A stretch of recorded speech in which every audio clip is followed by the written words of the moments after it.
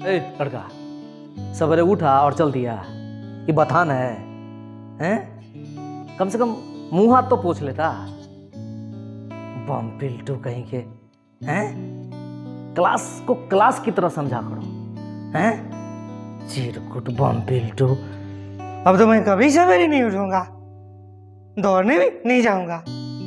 मेरा तो दिल ही टूट गया है। पर क्यों? क्या हुआ? दादी माँ बोली आर्मी की बहाली अब सिर्फ 4 साल के लिए होगी। मेरा भी सपना था देश की सेवा करने का। लगता है मोदी जी सनक गए। अब मैं देश की सेवा कैसे करूँगा? अगर मैं आर्मी में जाता हूँ तो 4 साल बाद मेरा क्या होगा? मेरी तो गर्लफ्रेंड भी मुझे छोड़ के भाग जाएगी और कोई भी अपनी लड़की का हाथ मेरे हाथ में नहीं देगा। मुझे लगता है 8 बजे के बाद मोदी जी आएंगे और बोलेंगे एक नया स्कीम आया है, पत्नी भी 4 साल तुम्हारी, 4 साल के बाद किसी और की। मुझे तो लगता है ये मित्रों मित्रों करके हम सारे लोगों को ये पितरों के पास पहुंचा देंगे और मेरे पितरों भी मुझे सवाल करेंगे, तूने मित्रों मित्रों का साथ क्यों दिया? मोदी जी, मैंने खीर बाप को वोट दिया, इसी सब आज के बाद मैं आपको वोट नहीं दूंगा। बाबू, बात समझने की कोशिश करा हैं? जो मैं समझा रहा हूं उसे समझो। सच्चाई क्या है? आप समझो, आप तो अंधभक्त हो। मेरा मतलब यह है कि एक बार तो सुन लो। एक बार मैं कहना क्या चाहता हूं वो एक बार सुन लो। ये जो अग्निवीर की योजना सरकार लाई है, इसके फायदे के बारे में सोचो, नुकसान के बारे में नहीं सोचो। और जो इसके फायदे हैं वो ये है कि देश में जितने भी युवा बेरोजगार बैठे हैं उन्हें रोजगार मिलेगा। इधर उधर घूमते हैं, वक्त बर्बाद करते हैं, नशा करते हैं, उन्हें भी देश की सेवा करने का मौका मिलेगा। और 4 साल बाद वो इस लायक बन जाएंगे कि कुछ भी कर सकते हैं। उनके जीवन में अनुशासन आ जाएगा। 4 साल बाद क्या होगा पता है? पहला साल जब वो ज्वाइन करेंगे उसे 21,000 मिलेगा मंथली, फिर दूसरे साल 23,000, फिर तीसरे साल 25,000, फिर चौथे साल 28,000, कुल मिलाकर 11 लाख लगभग। और जब वो रिटायर करेंगे तो फिर 11 लाख, और ये बढ़ भी सकता है, 11 लाख से बढ़ भी सकता है।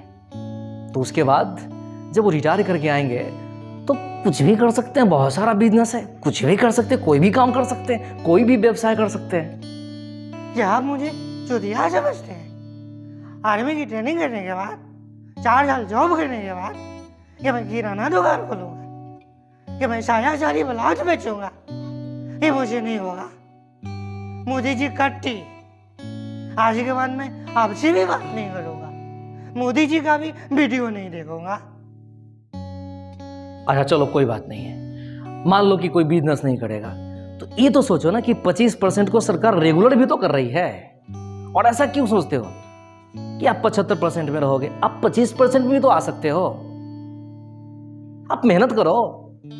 चलो अगर हम 75% की बात करते हैं, 75% की बात करते हैं, तो इन सारे लोगों को अग्निवीर का प्रमाण पत्र दिया जाएगा और बड़ी बड़ी कंपनियां इन्हें हायर करेगी और अच्छा खासा सैलरी देगी। नहीं तो बहुत सारी वैकेंसी जाएगी और सरकार का नियम तो बराबर बदलता रहता है, कुछ भी हो सकता है। सकारात्मक सोचो। ये मेरा एक छोटा सा प्रयास था, लेकिन मैं आप सारे लोगों से एक अनुरोध करना चाहूँगा।